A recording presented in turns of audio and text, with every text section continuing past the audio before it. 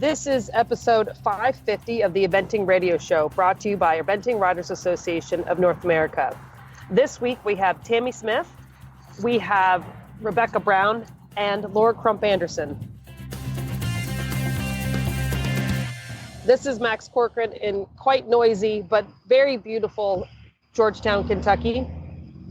And this is Joe from beautiful, sunny Ocala, Florida, and you are listening to the Eventing Radio Show. So, Max, how's it going up there? It's good, Joe. It's good. I'm unfortunately at a Starbucks recording this, and it's very loud. There's a lot of people with diesel trucks driving by here, and but it is what it is. It's beautiful. I just got back. I just spent a week at Poplar Place helping organize the Area 3 championships and that horse trials, and then just got back from Middleburg after running their horse trial. So it's been a busy few weeks, but I'm home now and enjoying a little bit of downtime. Yeah, well, sounds like it's pretty noisy up there. But it's, well, actually, Max, down here, we've just got back from Bromont, and Bromont was a fabulous event, as always. They had the under-25 Bromont Rising program. They had a team competition, which we'll hear a little bit more about when we speak to Rebecca. They had all the different level events. The weather was perfect. There was a lot of rain early on, and the ground was actually quite soft. They did change things around a little bit and ran the 4-star long first thing in the morning, but it was good. It was another fabulous event. So beautiful up there. The weather's so great. The food is great. It's got such great atmosphere. Yeah, I mean it's a lot of fun, and they really look after you too as well. I mean, I got up there and the DEF sensor on my truck had broken itself or done something, and the truck was running not very well. And this is part of the problem with the DEF. Anybody that's got one of the new trucks will know that it can be a little bit, it hasn't been quite ironed out. Anyway, I got up there and I rang around the dealers. Max, you'll laugh at this. I rang around the dealers, the Ram dealers, and they said, and it was on Monday, they said, yes, we can get you in at 3:00 on Friday. And I'm like, okay, that's a situation. Yeah, you've got to be having a laugh. I said, well, what happens if, like, I get the truck in and you need to get parts and you can't get them, and I really want to leave on Monday? And I just got the French accent, which was, well, we'll see. And so I was like, okay, well, this isn't good. So I rang around another couple of Ram dealers, and we can get you in next week. And the following week. Helpful. So anyway, so the next thing I went and did was go and have a chat to Sue Ockenden, who says, "Oh, Joey, I think we can find someone." And of course, the stable manager grew up with the service department manager of the local Ram dealer. It was in the next morning at 8:00 and finished by 2:00 that afternoon. Yes. It's not what you know, it's who you know, I think. Exactly, how that goes. Yeah, but awesome. I think that Sue made a lot of calls for me and things, and it's just the way they roll up there. They don't like sort of leave you to hang out to dry. And she actually called me at 7:30 in the morning and said, Joey, where are you? Because it's time to take your truck in. And I actually had a ride, but she was going to come to the Ram dealer, which was 20 minutes away. That's amazing. And pick me up and bring me back. Because she had nothing else to do that morning. She had nothing else to do that morning. So yeah, it was pretty funny. So it was great. That was awesome. So they really do look after you. It was fabulous. And the same thing on the way home. You know, Max, when you say I'm going to drive straight through from Bromont, to Florida, because all the Canadians do it, you think it's a great idea at the time. Well, I didn't think it was a great idea. Not a good idea at the time. I was thinking, as we were cruising along and making good tracks, I was thinking, oh, this is good. This is a good idea. Until, of course, the DEF sensor went again on the truck and I had another blowout. And so that was not a great idea. But we got fixed and we got home and everything. But it was a bit of a long old trip. But as ever, it was just so worth it, even though Joe rode like a complete twat. But everyone else had a great time. It was good. But anyway. Everyone's fine, so onward and upward. Yeah, exactly. On to the next, and that's all you can do. When things don't go your way or whatever, you just got to put your hand up and say, I didn't do very well, and we're going to carry on, So that's kind of what happens. But we got home, Max, and it has rained. It has rained and rained and rained and rained down here like you wouldn't believe. And today, even though it's overcast, it stopped raining. It's a little bit sunny now and things, but it's slightly cooler than when I left, which is a bit of a change. So it's chilly. It was 46 degrees here last night, and it's going to be 46 degrees here again tonight. And typically this time it's when it's starting to get really stinky hot here. And it was cold in Middleburg, which is odd, but it's what it is. And again, it was nights in the 50s when usually, and days, I didn't pack enough blue jeans. Oddly enough, I thought I was going to be hot and packed a bunch of shorts and ended up wearing the same jumper about 5 days in a row, which I will not complain about, because then actually the weather was beautiful and the ground was beautiful, and we're still already getting ready for Great Meadow International, which I'll put in a shameless plug, is the end of August, the weekend of Richland. We've taken over that date, and we've got a 2, 3, and 4 star. A lot of people don't know that we moved dates, which is bizarre, but it's a great to have an event. They've taken the Richland date. Yes. Haven't they? Yep. Yeah. So finally, Richland. So what a convenient date that was, wasn't it, Max? Yeah. Yep. Exactly. Yeah. And last year we would have moved it last year, but with the calendar process we couldn't. So we've moved it to this year is the first year, and we'll have 3 levels, and the ground was great. God, the footing was really good. So we didn't have that much rain, but it was still good enough. So it was good. Yep. So we're on to the next. Well, it's interesting actually, because I've just been reminded that Great Meadows is the same weekend as Bromont runs theirs. No. Actually, Bromont this year is running the week before. The week before. Yes. Okay. So it goes Bromont, and then Great Meadow, and then the American Eventing Championships. Wow. Okay. Yeah. So there's lots of options, but yeah. There is a lot of options. Well, that's going to. Then I think Fauché is right in there too. I reckon. I think they're all sort of right on top, and Burley, right on top of each other. So yeah. Kind of, when it rains, it pours. I guess we should be so lucky that there's so many events on the East Coast. Well, there are. Yeah. Yep. And they're big events too, aren't they? Yeah. So, and good ones. So, yeah, and really, really good ones. So, well, Max, we've got got a great show coming up. We've got 3 really cool guests, and as we try to do on each of our shows, is get someone a little bit different. And so we're going to be speaking to Laura Crump Anderson, who's going to talk to us a bit about fitness training and yoga and what she does and strength training and that sort of stuff.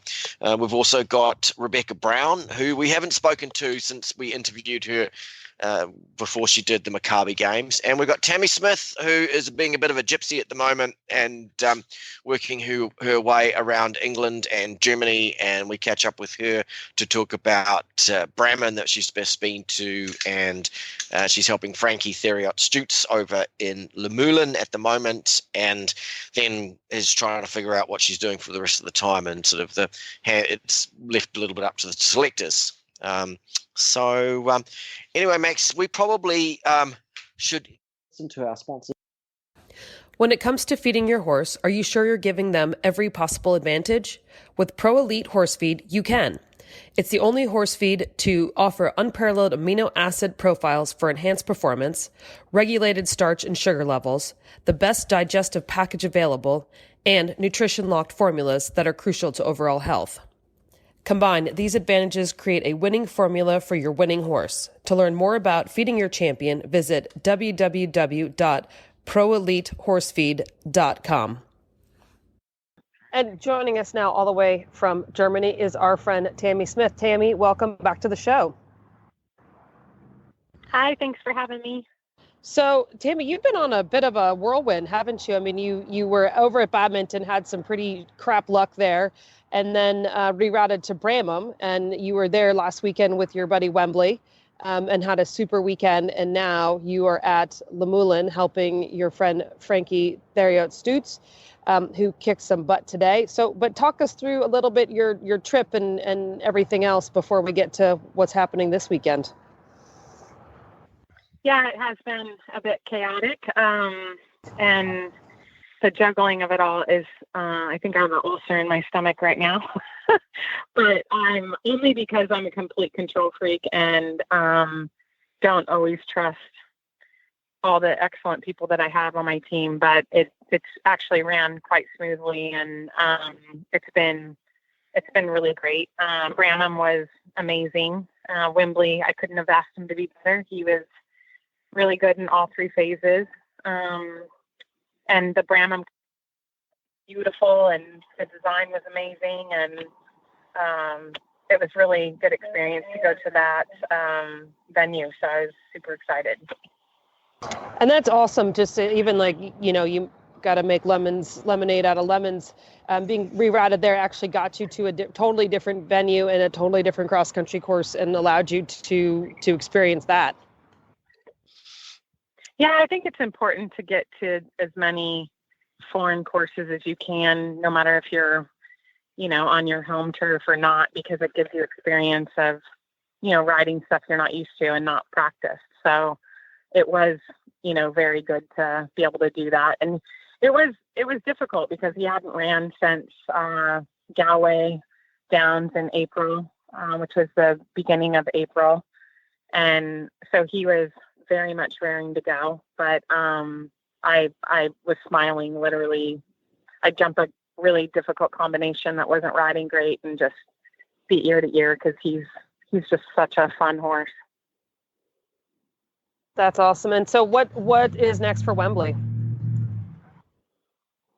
Next, well, I don't know. They're naming the Aachen team and I think the Pan American team soon, next week sometime. So I've, kind of applied on everything that I can possibly that's eligible. So we'll know more about what my summer plans are going to be after next week, I think. Yeah. And go ahead, Joe. I was just going to say, so if you went to Aachen, would you consider leaving Wembley over there and doing like a full 4-star? Well, that's the plan. Regardless if he's doing Aachen or not, he's staying because we're going to do Burghley in September. So we were planning on obviously badminton, and when that didn't go to plan, my first thought was Luhmuehlen, and Kevin and Gretchen, who own Wembley and are amazing, and Kevin's competed Wembley up through the advanced and short format 3-star. He's this just go-getter event rider and just, balls to the wall, just full in gung-ho. And he's like, we're not going to badminton, we're going to Burghley. And I went, okay. Yeah.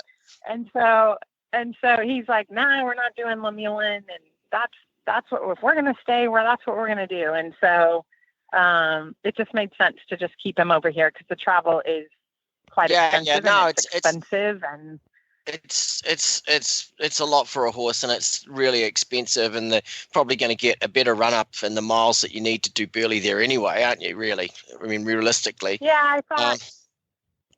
Except really for getting yourself. Really, chance of doing well at Burghley is staying here. So it's been. I think it's been kind of. I might not have put him on a plane to come to Burghley, but if he's going to be successful there, the lead is better. Yeah. So. And how are you finding it yourself? I mean, like with it, horses at two sides of the Atlantic is always difficult. But I mean, like throw on the added extra of like horses on the West Coast and then horses in England. I mean, how are you managing the trip and your marriage and stuff like that? How's that going? It's my wedding anniversary today, so that's real great. We're in happy anniversary. That's awesome. Yeah. I know, but Dave has a new boat and he couldn't be happier. So it's probably a little bit like me getting to ride at Bromont last weekend. I think we have a really supportive relationship either way. And so, yeah, it's hard. I miss him.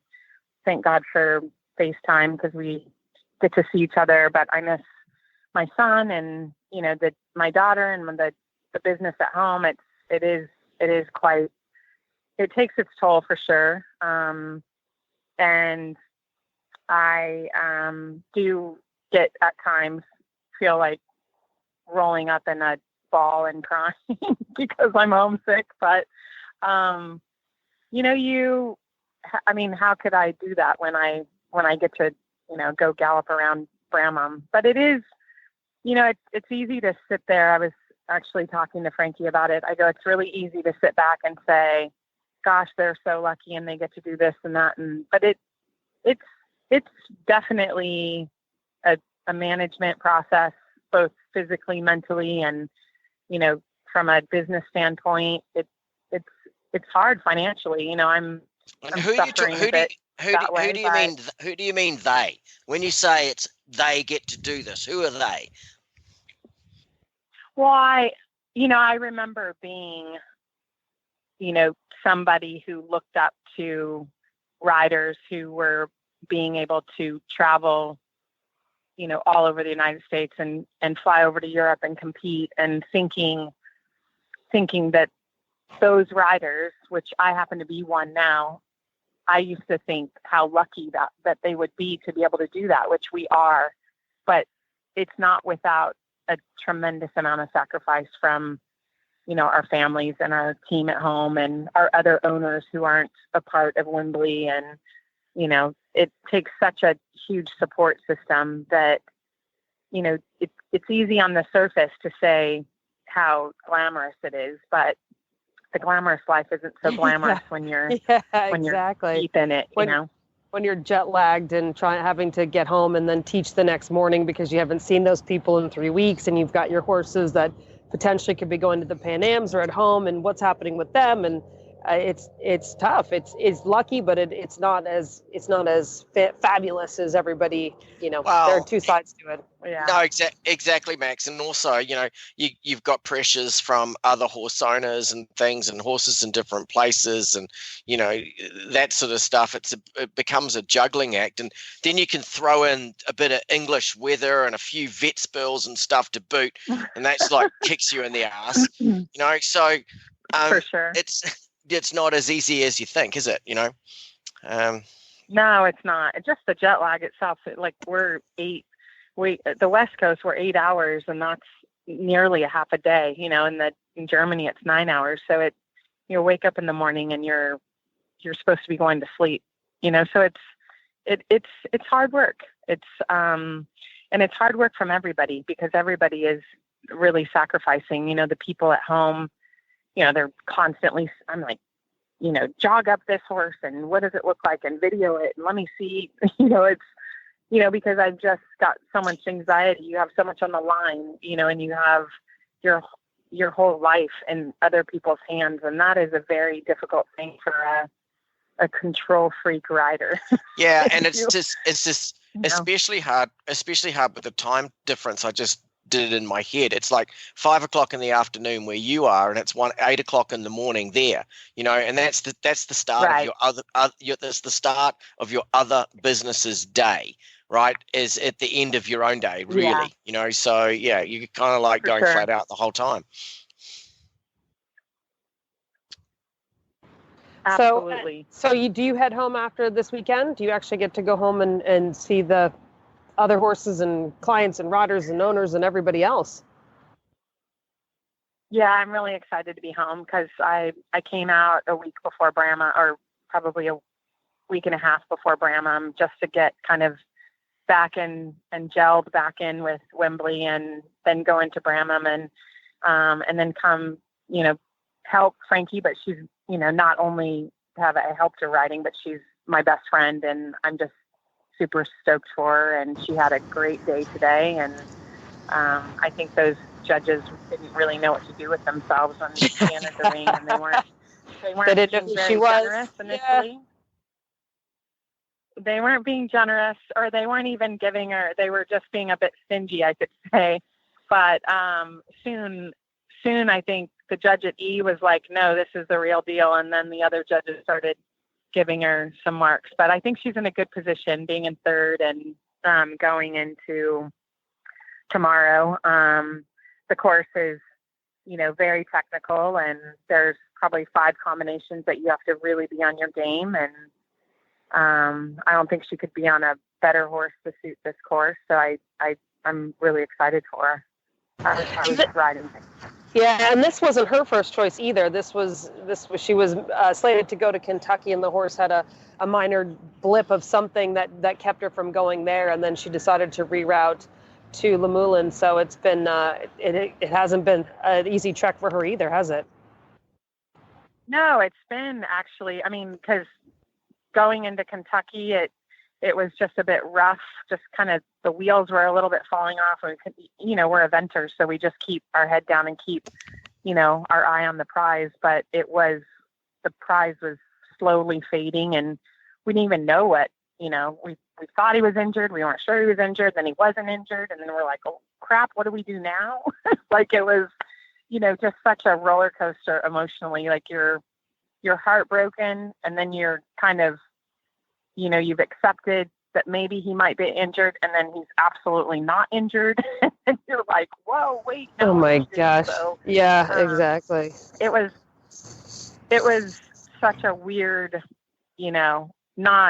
but it, the universe kind of took control, and Frankie's was so good at going with the flow a little bit when that happens and going into plan B.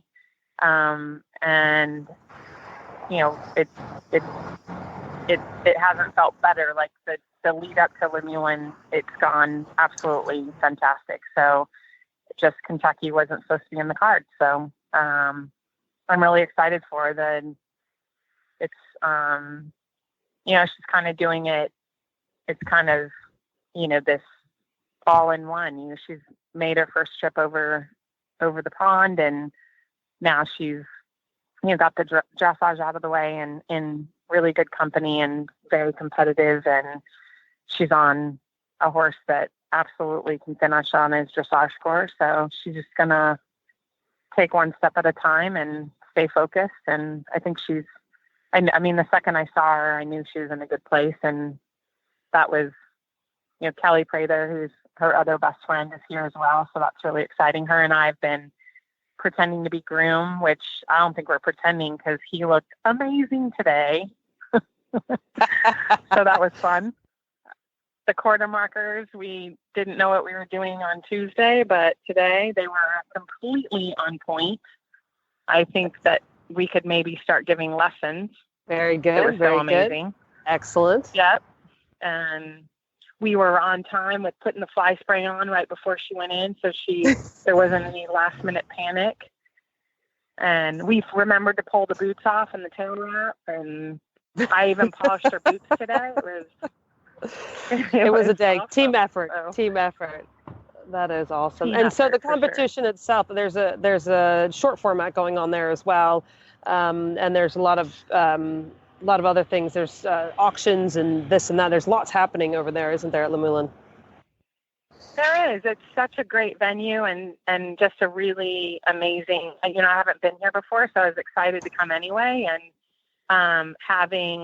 it's actually it's the German championships is on the short format. So you have, Mickey Young and Ingrid Klimka and Julia and all these, unbelievable riders. So in the interim of, dumping waters and cleaning stalls, Kelly and I have been stalking the best riders. I'm pretty sure Ingrid thinks I am some sort of like paparazzi psychopath, because I'm literally at the warm-up ring anytime she's on a horse. But like watching Sandra Offarth, it's just so incredible to watch these riders in person. We've probably gotten 25 lessons already, so it's been a valuable trip just watching. So it's been really fun. And I always find it really cool to auction yesterday. See what they do in the warm-up, see how each person is different in the warm-up. I find that really interesting. Yeah, for sure. People have their own plans and do their thing, and yeah, it's really cool. And the difference on what they're doing, because I ride a lot of different horses. Not, some riders pick horses that go kind of the same, and I, for whatever random reason, I like to make my life really hard. So I pick horses that are completely opposite of each other. So it's good to see what Ingrid does on her two different horses, because they're very opposite of each other. And, all of them, like it's, what she, she's got this little 2 mares here, which is really cool too, because I have a lot of mares, and it's just really neat to see what she did 2 days ago versus what she did today in the final warm up, which I've been watching her a lot. So it was very, and what a seat. I mean, these Germans, they're bred to do it. That's for sure. Yeah, they're actually doing it. And what did you notice anything? You said that there was an auction for the foals and stuff. Did you notice anything remarkable there? There was one. I was just thinking today, gosh, I wonder what one that was. I've actually posted on my Instagram the foal, and it is so beautiful.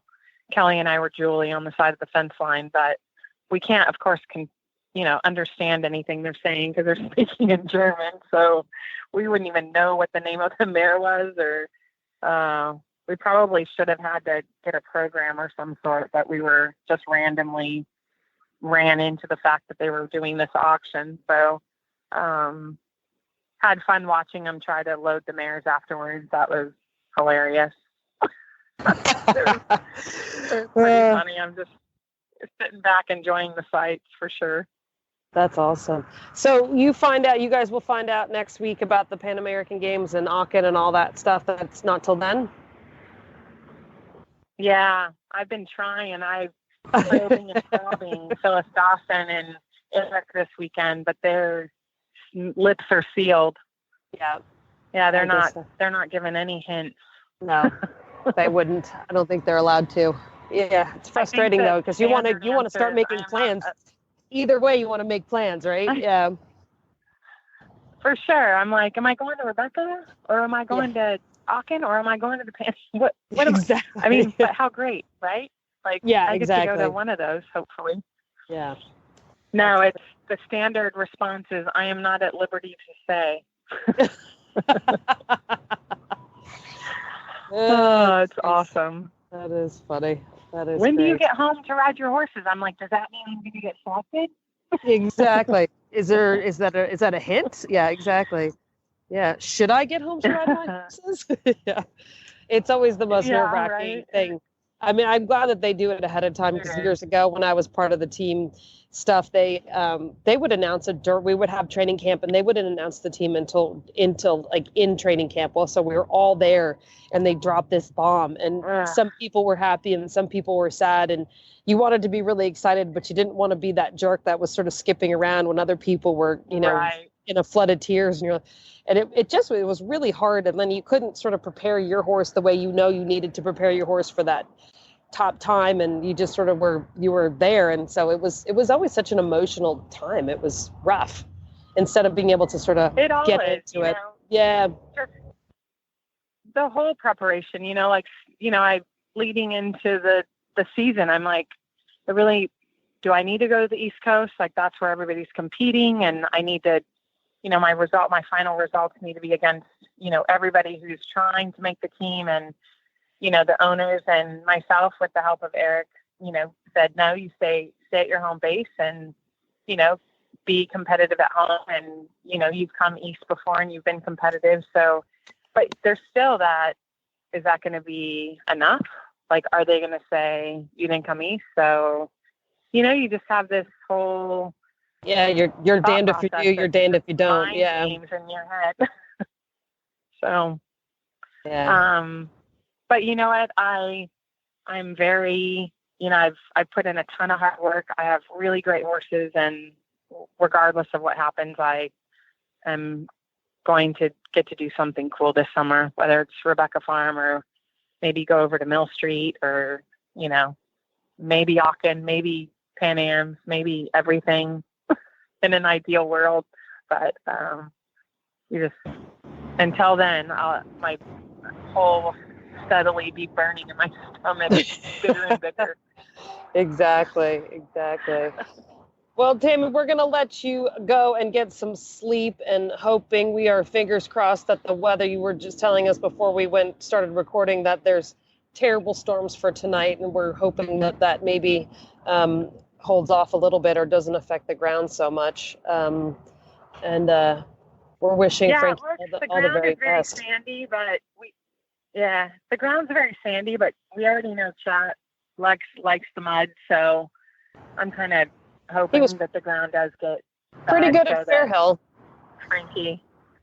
Frankie has a even more, you kind of go, the more odds against everybody else, the better. Yep. Yeah, exactly. Yeah. Awesome. Yeah. Well, hey, we're great to ride like Joe. Yeah. Well, on a good day. So the deeper it is, the faster you go. Yeah, that's right. Just keep on going. Well, let's make sure say good luck to Frankie for us, please. And hope you have a really good day tomorrow. And good luck for the rest. And looking forward to catching up with you at some stage. I don't know when it's going to be though. Thanks, Joe. Yeah. Thanks, Max. Joining us now is one of my really good friends, Rebecca Brown. Rebecca, how's it going? Doing pretty good. Back in Texas. You are. Okay.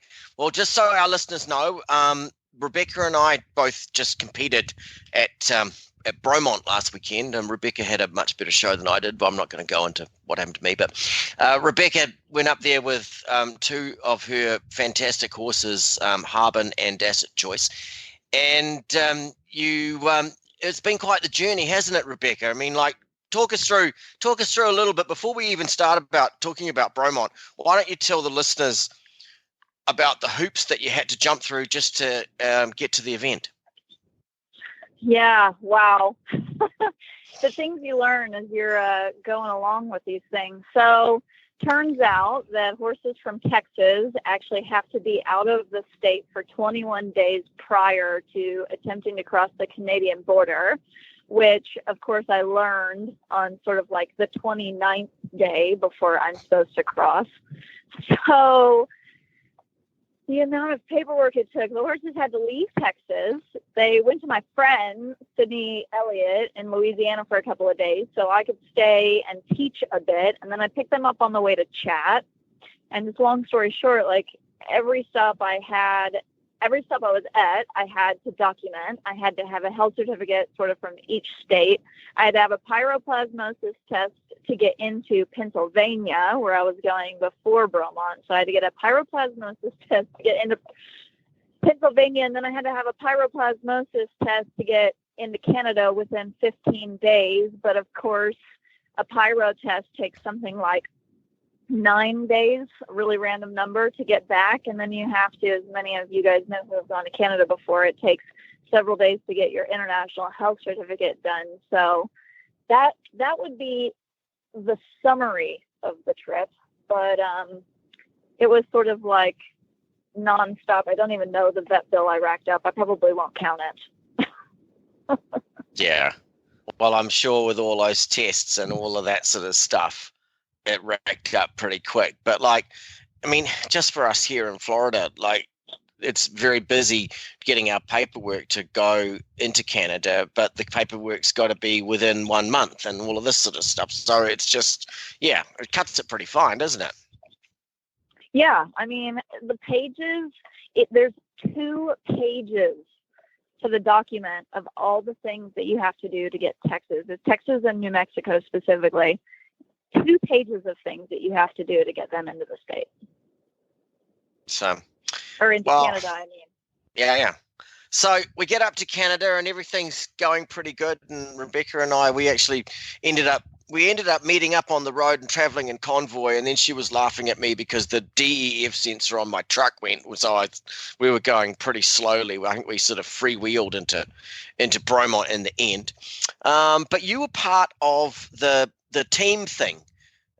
So just talk us a bit through that and tell us what happened. I mean, like, there was the under 25 and then there was this team thing up at Bromont. And I know you were the alternate, but tell us all about that and what you did throughout the week.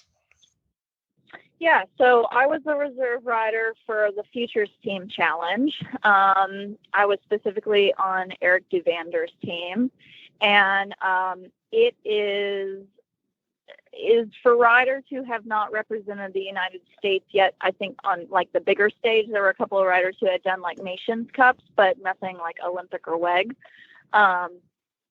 So the nice thing is, I have to say, is being the reserve rider, you still get all of the benefits. You know, it's not like you get up there and then you don't get to be involved with it at all. You're still completely involved. So it's a really great learning opportunity. But we got there on Sunday. We had 2 days of team training on Monday and Tuesday before the event started. And that was basically, the format of that was a lecture in the morning. And then after that, you jog your horses, make sure that they're sound for the day. On Monday, most of us did dressage lessons. You could choose.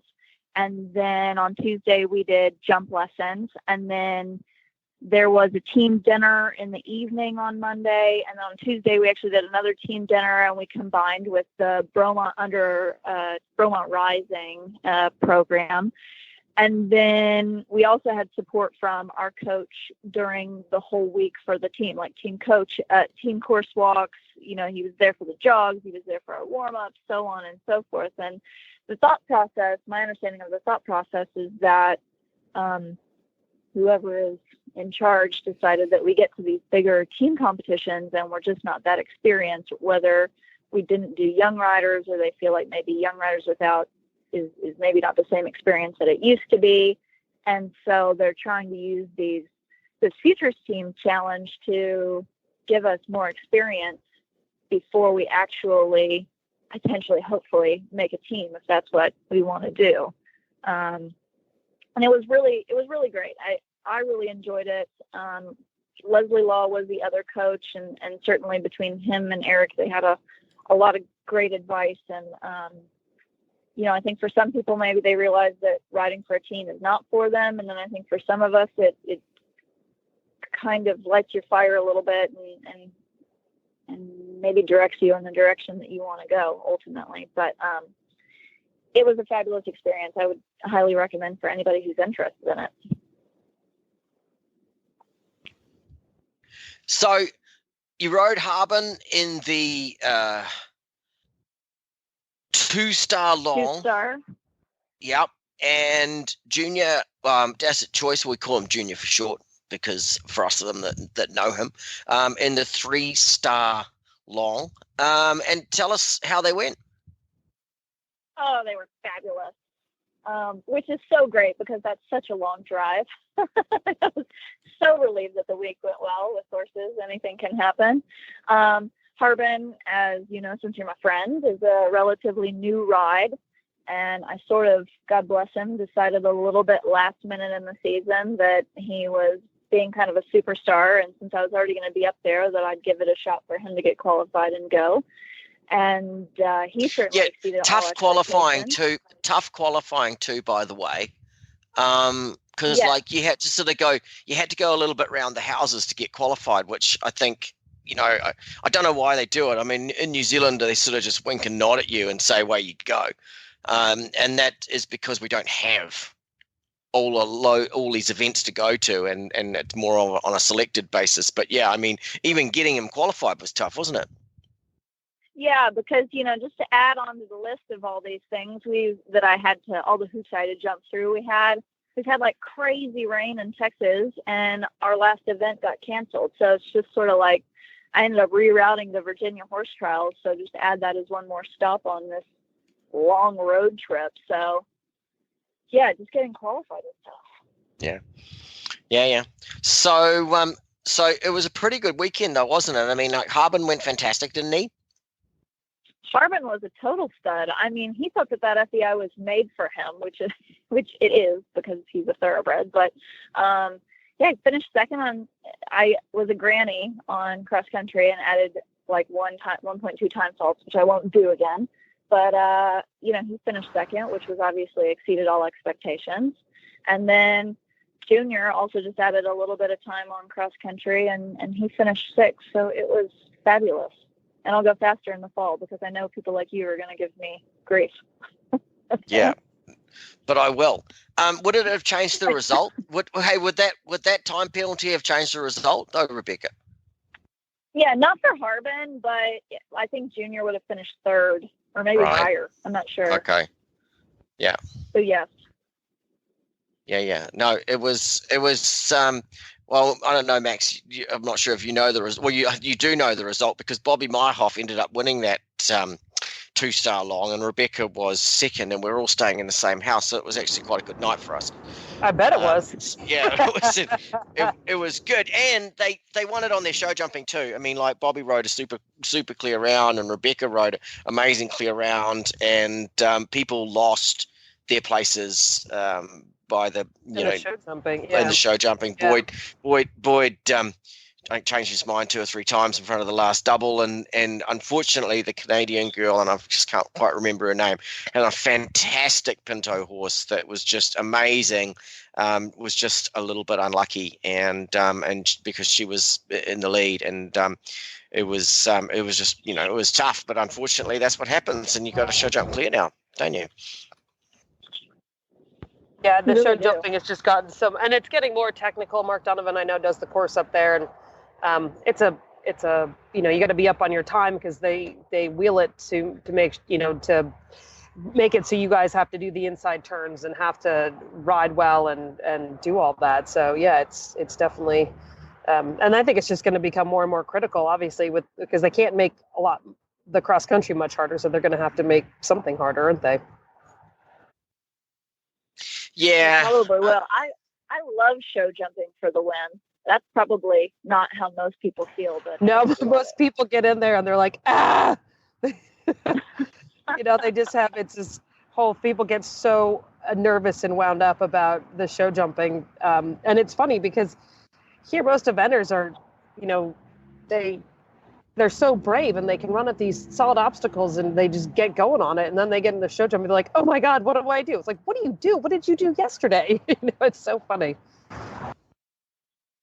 it really is. I think it's just because you can rack up your score so fast, or at least that's my interpretation of it, is you can just add so many penalties. But I just love show jumping on the last day.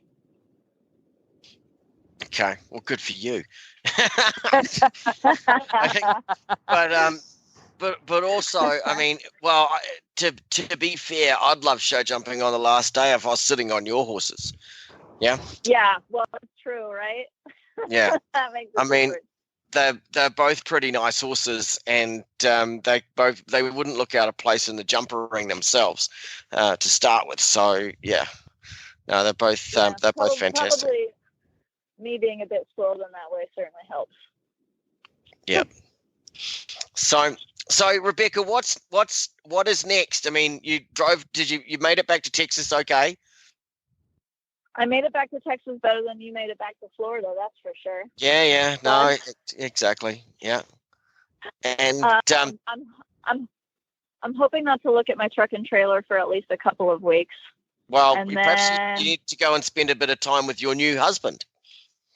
Yeah, that too. No, I think I'll start with the AECs, and then I'm sure I'll end up at Fairhill on the Death at Choice Horse. And I haven't decided what to do with Harbin quite yet, because certainly he found that to be too easy, but I want to be really thorough with him as well. So Harbin needs to come to the long 3-star at the Jockey Club. I know. He thought that the 2-star at Bromont was just like a total piece of cake, and he needed a few more minutes on that course. Yeah, no, but he'll be ready. He'll be ready for that then. So. Yeah, except for I don't have New Zealand qualifications, so you can help me figure that out. And it's hard. Being in Texas is hard because you guys are losing FEI competitions quickly, aren't you? Yeah, Texas is. We have to travel a bunch to be honest. I mean, Texas is a great place, but once you get to that level where you want to, do 2-star, 3-star, and above, you're traveling all the time. Yeah. Well, anyway, it does get hard, and you've got to do all of that qualifying and stuff. And if you're not a categorized rider, then it becomes even more difficult. But yeah, no, it's not the easiest. is it? It's such a struggle because, you only want to drag your horse around the country in the trailer so much. So, you got to be pretty strategic. That's for sure. Yeah. No, I know. I mean, looking at our own plans for the fall, we wanted to go to the AECs, but we're probably going to have to go to Chat Hills because it's got FEI classes. So, just for our circumstances, so that you've got to make your choices, and you're right, you end up traveling and traveling and traveling.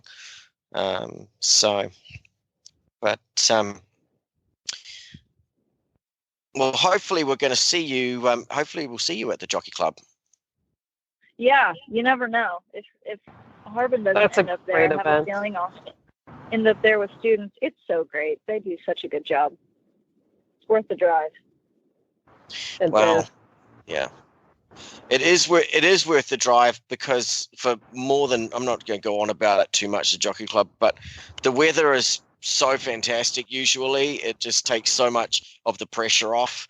It's, if you've got students there, it's not like you have to fight the weather and be out there in the cold and the freezing and the rain, and the courses are beautiful and the footing's fantastic, whether it's rained or whether it hasn't rained, so no, it's fantastic.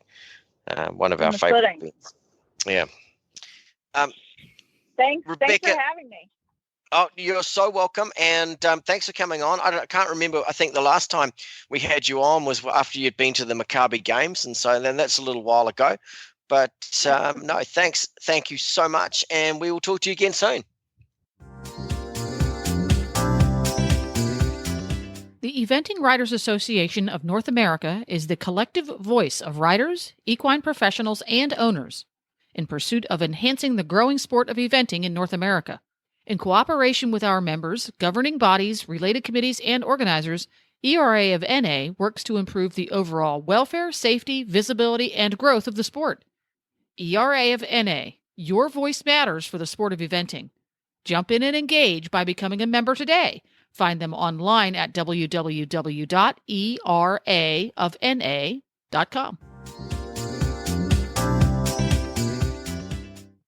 Joining us now is Laura Crump Anderson. She is the owner of Inform Fitness. Laura, welcome to the show.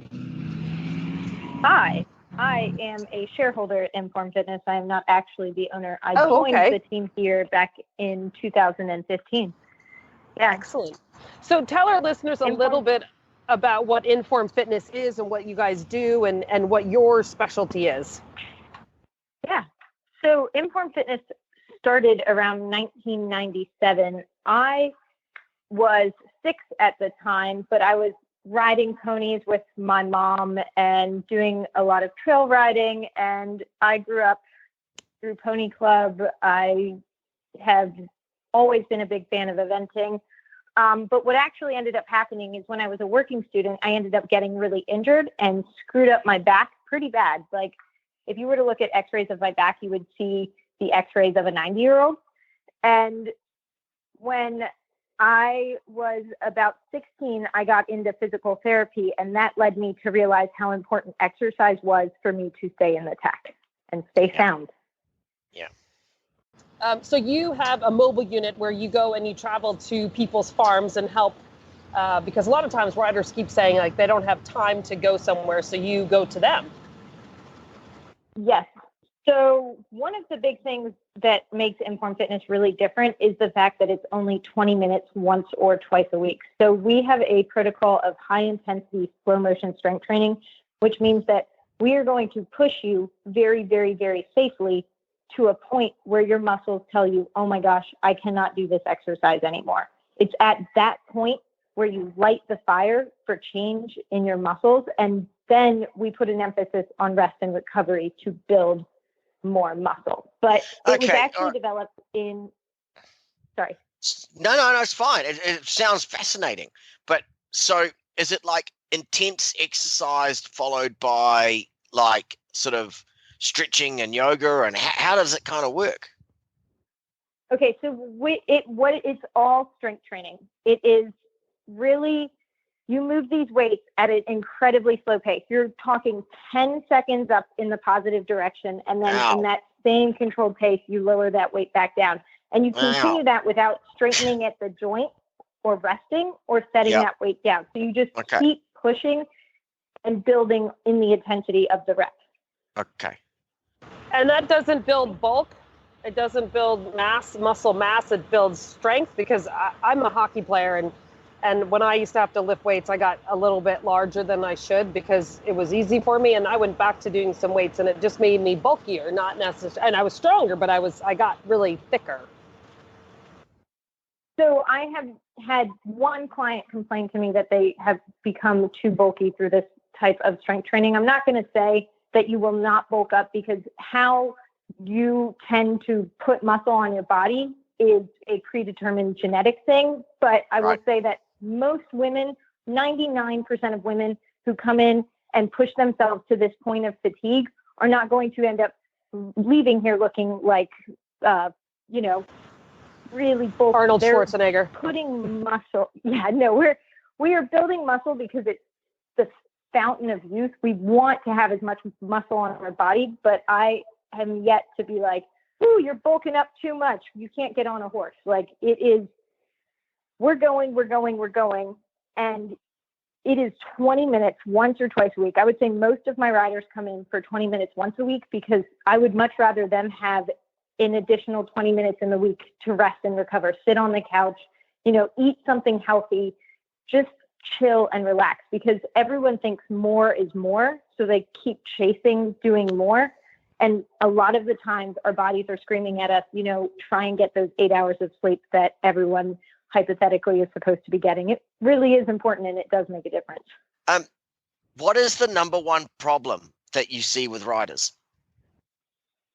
The biggest issue I tend to see in riders is how strong we tend to be through our inner thighs, and then actually our glute medius and our glute minimus are very, very weak. So it leads to an in-proportional feat. Like, you can hang on for a very, very long time. Which muscles are they? Which are the weak ones? So the glute medius and the glute minimus. Your butt muscles. Your pain in the butt. Bottom. Yeah. Right. If you're ever like feeling like you're going to get a Charlie horse in your glutes or your butt, that is the muscle group that you probably need to be strengthening and targeting a lot. Same thing with the upper back. We tend to be very strong through our upper back, our traps, and our rhomboids, but we tend to be very weak across our chest. So with, half halts, water buckets, wheelbarrows, hay bales, everything that you're doing on a daily basis, you're building your back muscles, but there's very few pushing exercises that work your chest. And just like a horse, you need a balanced top line.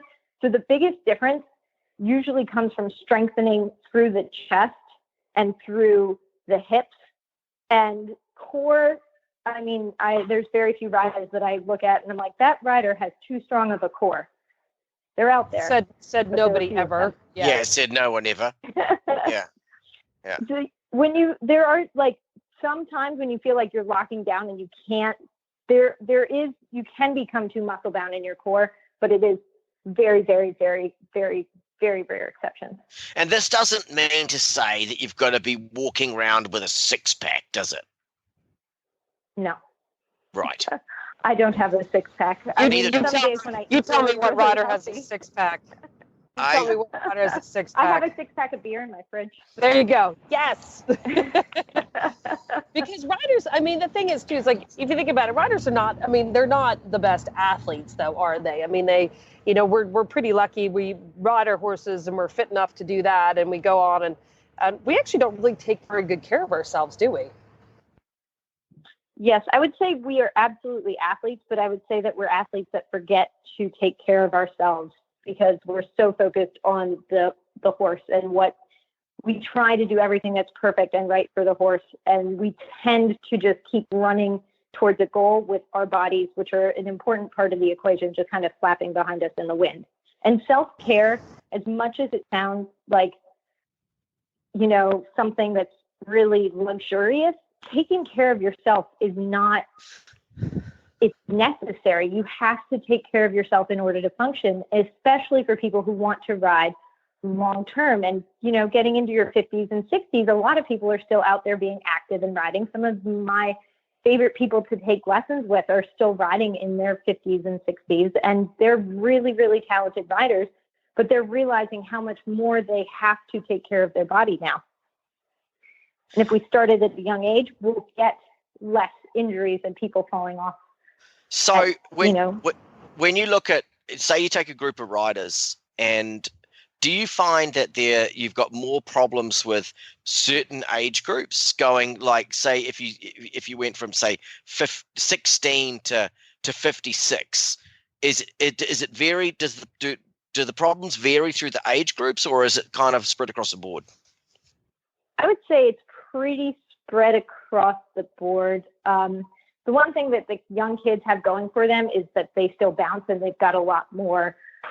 They're less likely to get injured. So, things like Orange Theory and exercises that are really, really intense, like CrossFit, the chances of them getting injured is much less. When you get someone who doesn't have a lot of gym experience going to a CrossFit gym, the chance of them getting injured is very high. And it's one of those things that we don't want riders getting injured doing an exercise program. We want them to be strong so that they can do the incredibly dangerous sport that they're already doing. The last thing that should injure someone is their exercise program. Does that make sense? Yeah, no, it Lots does. of sense. Yeah. And with this, I mean, like, say if you are already doing some sort of like high cardio regimen or something, I mean, is this something that you could like add on to supplement it, or is this kind of like more like this is all you really need? No, absolutely. That's a great question. So the biggest thing I tell my riders is the best way to get fit for riding is by riding. Do your trot sets, do your canter sets, do the conditioning work that you need on the horse, and then add the strength training piece. If someone is also a runner and a rider, all the power to them. I'm not going to tell them to stop running because it's that mental relief that they're looking for from the running. But at the same time, it's like someone telling me to stop riding. I'd probably ignore them and never listen to them again. Running doesn't fuel me, but be aware every time you go out and you hit the pavement, the wear and tear you're putting on your knees and on your hips and on your low back, which is also really, really a lot of wear and tear that you get similarly to riding, especially those knees. Like if someone is having knee issues, the last thing they should be doing is running. If they really want to be doing some sort of traditional cardio, it's swimming or cycling. Save those knees, save that integrity of the joint for riding. I was just going to ask that question. I was going to ask what would you suggest for if somebody needs a cardio thing? And then what about things like, Pilates and yoga and that type of thing for riders? Absolutely. I love yoga. I mean, I became a certified yoga instructor, not because everyone's like, oh, yoga and riding, it's a really logical connection. For me, I was like, I think yoga is silly, but my exposure to yoga was limited. I found a teacher who was like, lift through your xiphoid process, which is like the bottom. Well, it's like the middle of your rib cage at the bottom. And at that point, I was hooked because I feel like I learned my anatomy so much better through yoga. But that being said, the stretching, the flexibility work, and there are some really, really intense yoga classes out there. The biggest feature that if someone is looking it's not easy. It is like a real yoga class. It'll kick your butt. Well, there's all different levels of yoga. Like you can do a low, slow, easy vinyasa, or you can do like a really power, like hot, like their goal is to make you a puddle on the floor. For me, I like a combination of doing the strength training, which I do in the studio because I don't like to exercise. Fun fact. Right. And then the yoga. I'm an exercise instructor who doesn't like to exercise. Imagine. Yeah. I like to ride, but I hate to exercise. But the yin yoga, where you're doing these long static holds, where you're targeting the fascia and the connective tissue, that is the kind of yoga that I really love, and I feel like it complements my riding and strength training better, because when you're doing a really long static hold, you're working into the hyaluronic acid that's really going to increase your flexibility and improve the integrity of, the connective tissue that supports your joints, as well as the fascia that surrounds the muscle. Right. And so this is something separate to the strength training, isn't it? Do you do this afterwards, or do we need to like come back for a different session at some stage? So I, right now, am only teaching yoga to like a few people as a personal practice as well. Like I do it as a volunteer basis. I think there are so many quality yoga teachers out there. Find one that you like that works for you. But it is an addition. It's the strength training is all the exercise, quote unquote, you need in a week. The other stuff is support for wellness and health. You know, riders, when they get injured, right, which happens a lot, someone falls off a horse like Joe, a horse goes over backwards on him, he breaks his pelvis. You know, do you find that riders try to get back in the saddle too early before they're really ready? Absolutely. I mean, every time I get a call from a client that's like, hey, I fell off this weekend. Should I come in tomorrow for my strength training? And I'm like, no, you should rest and recover. Like, rest and recovery is the hardest piece to encourage a rider to do. And you're not going to take your horse off of stall rest before you're supposed to, because you're treating your horse like the athlete and that you know and respect. But your body, especially when you're a professional rider, I mean, I understand the need to hustle and work. It's like, if I'm not training clients, I'm not getting paid. And I totally get that. At the same time, if you're getting out there too soon, you can really do a lot more damage to your hips, to your back, to the joints, to the muscles, to the bone. Like, bone is one of those things that it's all, the rest and recovery piece is amazing, because I saw this, it was a meme online, and it was like bone, 4 letters, and it requires 4 months. And then it was tendon is 6 letters, and it requires 6 months. And ligament. Yep. Yeah, it's cool. Yeah, and it's really cool. I was like, that's brilliant. So it's, you know, you're not going to be able to take 8 months off, but at the same time, be very aware of your patterns when you're going and you're working and you're moving, that you're favoring that left side of your body. Make sure you rest as much as possible the right side, or try and sit evenly. You know, when you're sitting teaching lessons of the day, do yin or long static hold stretches that are beneficial to your body. Don't just sit there in a crumpled mess. It's like when you're sitting on a horse's back and you see, like, you watch a clinic and someone's kind of like flat over, not only rude to the clinician, but it's also rude to your horse. When you're sitting on your own body like a crumpled mess, it is rude to your body. Respect your body for the vehicle. You mean slouched over with your legs up in front of the panels of the saddle in that position? Yeah. Kind of know that one. Yeah. Yeah. Well, no, you're right, and unfortunately, some of us don't have the mental capacity to stop, and I can tell you that my ribs actually still get a little pang of pain, and that was quite a while ago now. But yeah, it would be lovely to be able to slow ourselves down, but sometimes it's like just a little bit too hard to give ourselves that, you know, the full rest that we actually need. But yeah, I get that it's got to be done.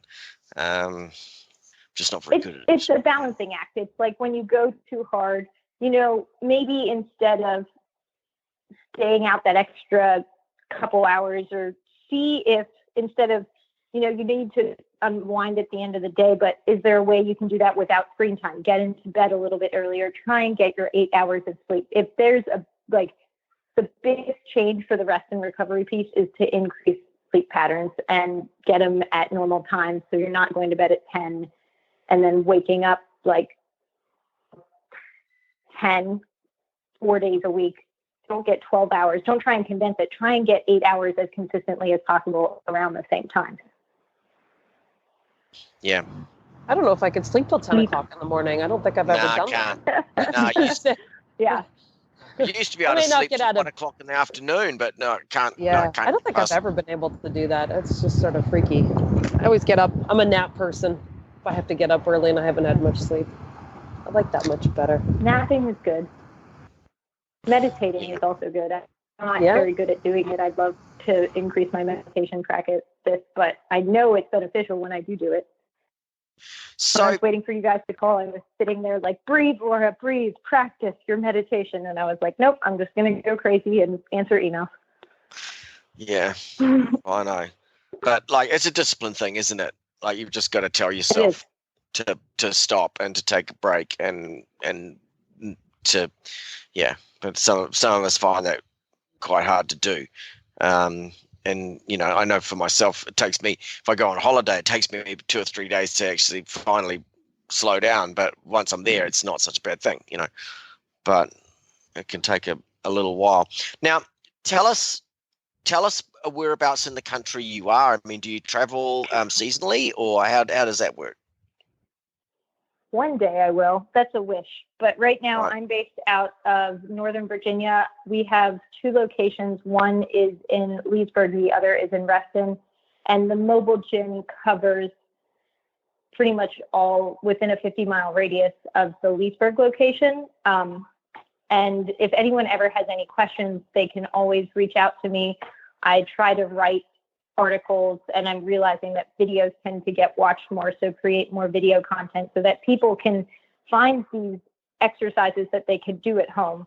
One big thing, if you're doing a home exercise program, try and find a buddy to do it with, because the biggest part is the accountability as well as making sure you're doing each exercise in perfect form. I wish you'd come down to Ocala, because I've already got one client for you. And Perfect. it's not, well, 2 actually, count myself, but it's my wife, because this is exactly the sort of stuff that she talks about doing, but it's hard to get her motivated to come and do it and stuff. You'd be actually, and this is the funny thing, you'd be surprised amongst the eventers down here. And there's a few people that do Orange Theory, and there's a few people that do CrossFit, just to name a couple, like the ones that you mentioned. And at Orange Theory early in the morning, it's you bump into there's like at least 2 or 3 professional eventers in almost every class. And it's awesome. just, yeah, and that and their friends and stuff. And I'm running into people all the time. So it's become a much bigger thing than it ever used to be, you know, like it was sort of like just do your riding or whatever. But now there's a lot of people taking it so much more seriously.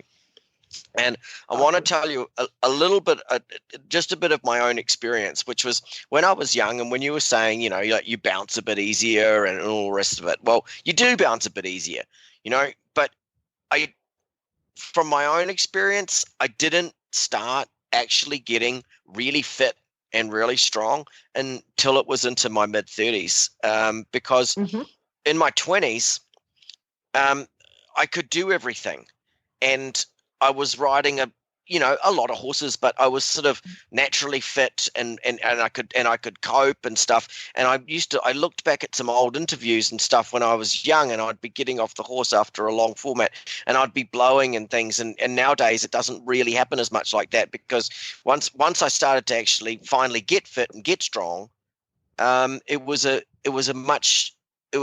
whole lot different. And I realized, oh my goodness, I really wasn't very fit back then. And years ago, we did quite a lot of work with the physios and things in England, and we were there was a physio on site in a little van or little booth or whatever, and I was talking to them, and I sort of said, well, you know, what do you find between the different age groups? And they were like, well, it's the younger children that they're not really strong.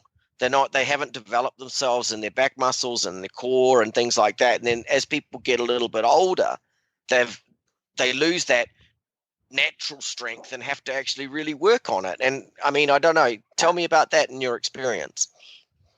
No, I think you really hit the nail on the head with that one. I mean, I am a much more capable rider than I was when I was 16 now, because I know that I need to take care of my body. It has come through necessity that people start taking care of the body. It is not intuitively like, oh, I need to start taking care of myself. We tend to just, think what we're doing is enough because we're doing a lot more than what our peers are doing.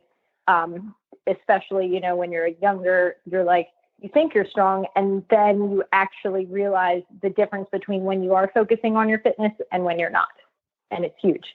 And I think another big point that you made there is in England, this is something they've been doing for years. Like, this isn't a new trend that's just starting. They have for years treated themselves like the athletes that they are. There's lots of programs that cater to the needs of equestrians, and most of them are riders and understand the needs of the rider. And in the US, we're much more active than people, like, especially with the adult amateur population, we're much more active than the people that we're sitting next to in desks and cubicles. But at the same time, are we doing a disservice to our horse by not taking care of our own body? Does that make sense? Yeah, it does. And I think that I think you're right, but it's like, you know, like you say, it's a juggling act, isn't it? And where do you find the time, and how do you fit it all in? And people, especially for amateurs, they've got real life jobs, and it's sometimes driving a desk. At the end of the day, do you really feel like going and doing your fitness work and riding your horse? You know, so what do you say to those? Once a week. Yeah, what do you say? This is my question. Yeah, what do you say to? I mean, I think it's our more responsibility to our horses to be fit and strong. I mean, I think it's just, you know, it's not fair. We've all seen that one adult amateur that is flopping on their horse's back, and the horse is struggling to get its job done, and it's just not fair to them. If we're going to do this to them, we need to do it to them. Do you know, for them. Well, Lauren, thank you so much for coming on our show and talking to us about this, because we love having someone come on our show and talk to us about other things than riding and their horses winning and stuff like that. So I'm sure our listeners have gleaned a lot and things, but just before you go, I've got two questions for you. One is just wrap up a little bit at the end. I mean, like, you know, what's our next step? What do we go for? What do we do now to get ourselves really going? Absolutely. So I would say add a weekly plank, wall sit, slow motion push-up to your weekly exercise plan. Whether Say you do that it first again thing in the slowly. morning A weekly plank. Yep. Wall sit. Wall sit, push up. Do you know what a wall sit is, Joe? Nah, but I'm going to look it up. Yeah, because that's being a hockey player, we did a lot of wall sits.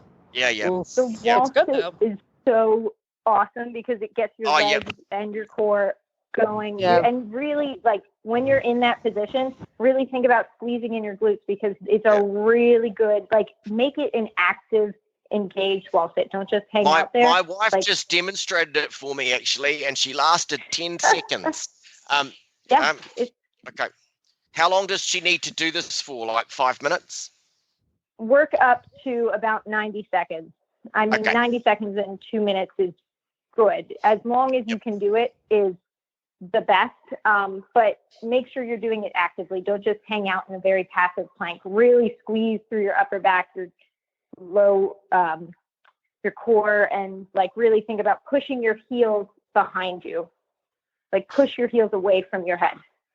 Okay. It's an active engagement. Awesome. Okay, well, I'm going to do all of those things anyway. That sounds great. And the other thing was, before you go, tell us where we can find you. You've got those two places in Virginia, but give us the websites and how people can get hold of you. So informfitness.com/equine, you can read all about our equine programs, as well as we have a Facebook page, Inform Fitness Leesburg and Reston. And I have an Instagram, which is Laura Crump Anderson. Awesome. Well, Laura, thank you so much for coming on the show. And thank you so much for having me. Yeah, no, it's fantastic. It's really, really good stuff. So we will catch up with you again soon.